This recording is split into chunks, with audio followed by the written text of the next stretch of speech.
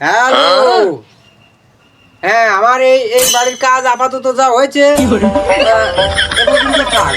থাক। আমার ওই পাশের বিল্ডিংটায় কি অবস্থা এটা একটু খোঁজ নাও। ওইটা কত দূর ওই কাজটা এগোলো এটা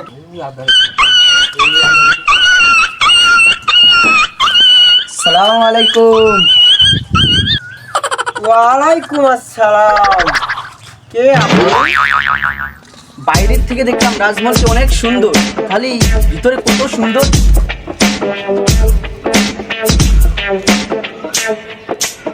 এই রাজমহলের রাজা কে আপনি?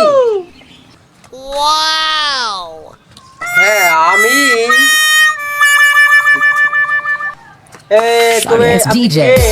আপনি বসেন, আসছেন যখন এখানে বসেন একটু।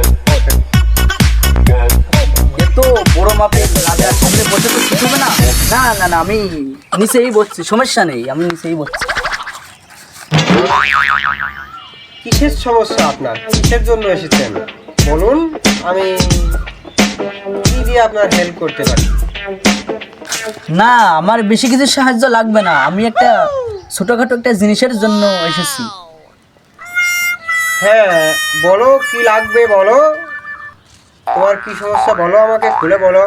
আমি তো রাজা, আমি প্রজাদের উপকারের জন্য সব সময় নিয়োজিত আছি। এখন তোমার কি লাগবে বলো, আমি দেখি কি করা যায়। আমি এসেছিলাম এই বৃষ্টির কারণে আমার ফসল নষ্ট হয়ে গেছে, যদি এই বছরের খাজনার মওকুফ করতেন।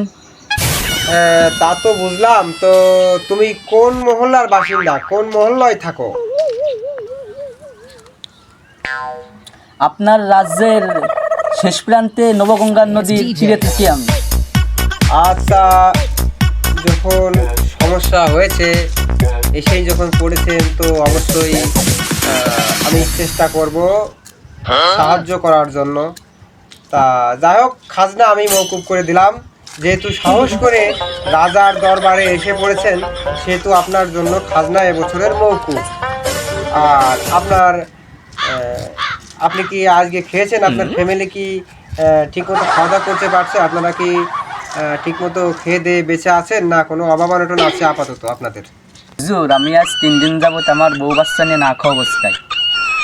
প্রহরী, মন্ত্রীকে বলো রাজকোষ থেকে একটা স্বর্ণের ঘোড়া নিয়ে আসতে।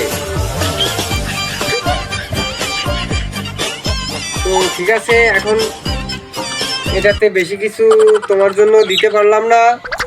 এই এই সামান্য কিছু সাহায্য করলাম, এটা নিয়ে ফ্যামিলি বউ বাচ্চা নিয়ে খেয়ে পরে বেঁচে থাকা যায়, সেটাই ভালো।